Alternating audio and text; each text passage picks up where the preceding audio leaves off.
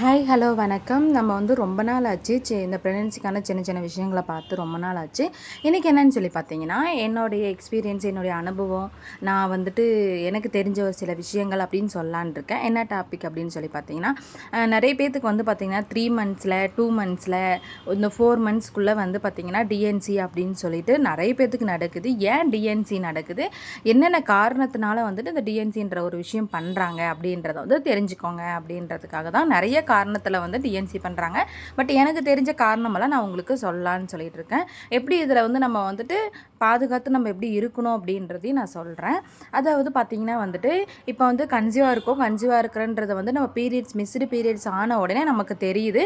தெரிஞ்சு நம்ம ஒரு செக்கப்புக்கு போகிறோம். ஒரு செக்கப்புக்கு போயிட்டு ஒரு சிலருக்கு 5 வாரத்தில் 6 வாரத்தில் தெரிய வரும். ஹார்ட் பீட்டு தெரிய வந்துச்சுன்னா நம்மளுக்கு ஃபோலிக் ஆசிடு, விட்டமின் டேப்லெட்லாம் கொடுத்து கேர்ஃபுல்லாக இருங்க அப்படின்னு சொல்லி அனுப்புவாங்க.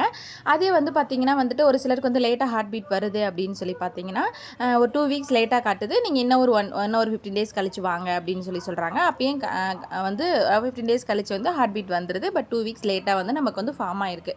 அப்போ திடீர்னு பார்த்திங்கன்னா ஒரு 2.5 ஒரு 9 வாரத்துலையோ, ஒரு 10 வாரத்துலையோ, ஒரு 12 13 வாரத்துலையோ திடீர்னு ஹார்ட் பீட் நிற்கிது. ஒன்று ஹார்ட் பீட் ஸ்டாப் ஆகிடுது. அப்படி இல்லை குழந்தைக்கு வளர்ச்சி இல்லை, அப்புறம் இல்லை ஹார்ட் பீட் குறைஞ்சிக்கிட்டே வருது, குறைஞ்சிக்கிட்டே வந்துட்டுருக்குது ஹார்ட் பீட் அப்படின்னு சொல்கிறது.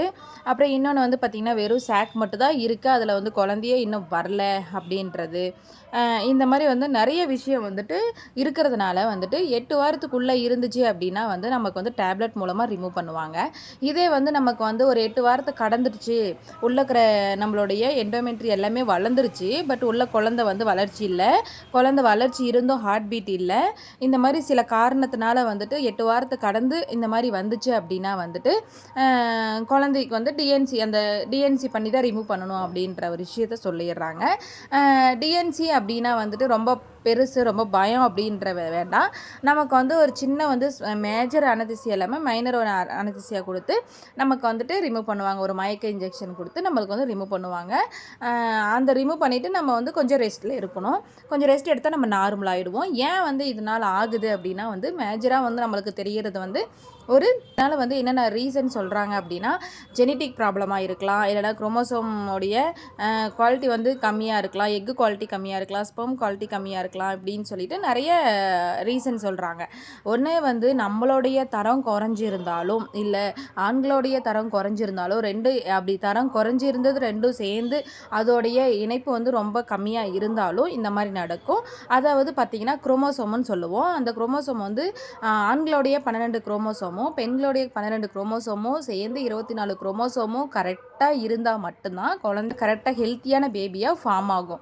இன்கேஸ் ஏதாவது ஒரு குறைஞ்சி இருந்துச்சு அப்படின்னா அந்த குழந்தை வளர வளர இந்த மாதிரி வளர்ச்சி இல்லாமல் இருக்கும், இல்லைனா ஹார்ட் பீட் நின்று போயிடும், இல்லைனா நம்ம ஒரு என்டி ஸ்கேன் எடுக்கும் போது குழந்தையோடைய மூளை வளர்ச்சி பார்ப்பாங்க, அது கை கால் வளர்ச்சி பார்ப்பாங்க. இதில் ஏதாவது ஒரு குறை நமக்கு வந்துடும், அடுத்தடுத்த இதில் வந்துடும். மேஜராக வர்றது இது 2-3 மாதத்துக்குள்ளே காமிச்சிருந்தனால இது டக்குன்னு பண்ணிடுவோம். இது மாதிரி ஒரு ரீசனால தான் நமக்கு திடீர்னு இந்த மாதிரி டிஎன்சி அப்படின்ற ஒரு விஷயம் நடக்குது. இது எல்லாம் நம்ம தடுக்கணும் அப்படின்னா முன்னாடியே நம்ம பாதுகாத்துக்கிறது ரொம்ப நல்லது. அடிக்கடி ஒரு சிலருக்கு 2 மாதம் நான் நின்று போகுது அப்படின்றவங்களாம் முன்னாடியே டாக்டரை போய் கன்சல்ட் பண்ணி நாங்கள் குழந்தைக்காக ட்ரை பண்ணுறோம் அப்படின்னு சொல்லி கேட்டு அந்த குழந்தைக்கு ட்ரை பண்ணுறீங்க அப்படின்னா எதாவது ரீசன் சொல்லி நம்ம ஸ்டோரி கேட்பாங்க. எவ்வளோ டைம் என்ன ஆச்சு, இவ்வளோ டைம் உங்களுக்கு அபார்ஷன் ஆச்சு, என்ன டிஎன்சி பண்ணிங்களா, டேப்லெட் போட்டிங்களா, இந்த மாதிரி ரிமூவ் பண்ணிங்களா, என்ன ரீசன் சொல்லி எல்லா ஸ்டோரியும் கேட்டுட்டு அதுக்கு தகுந்த மாதிரி நம்மளுக்கு டேப்லெட் கொடுப்பாங்க.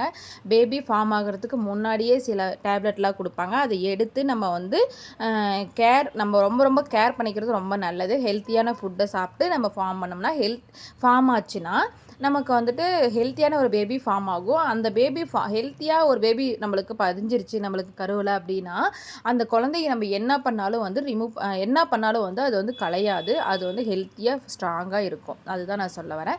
இதனால் நிறைய பேர் இதாகிடுச்சு அதாகிடுச்சு அப்படின்னு சொல்லிட்டு யாருமே ஃபீல் பண்ண வேணாம்னு நினைக்கிறேன். ஏன்னா நெக்ஸ்ட் நமக்கு வாய்ப்பு இருக்குது. நம்ம நெக்ஸ்ட் நம்மளுடைய லைஃப் ஸ்டைலை மாற்றணும் அப்படின்னா நம்மளுக்கு எல்லாமே நடக்கும். ஸோ இந்த வீடியோ உங்களுக்கு ஓரளவுக்கு புரிஞ்சிருக்கும் அப்படின்னு நினைக்கிறேன். இது போல் இன்னொரு வீடியோவில் பார்க்கலாம். இந்த சேனலை உங்களுக்கு பிடிச்சிருந்துச்சு அப்படின்னா லைக் பண்ணி ஷேர் பண்ணி சப்ஸ்கிரைப் பண்ணி வச்சுக்கோங்க ஃப்ரெண்ட்ஸ். தேங்க்யூ.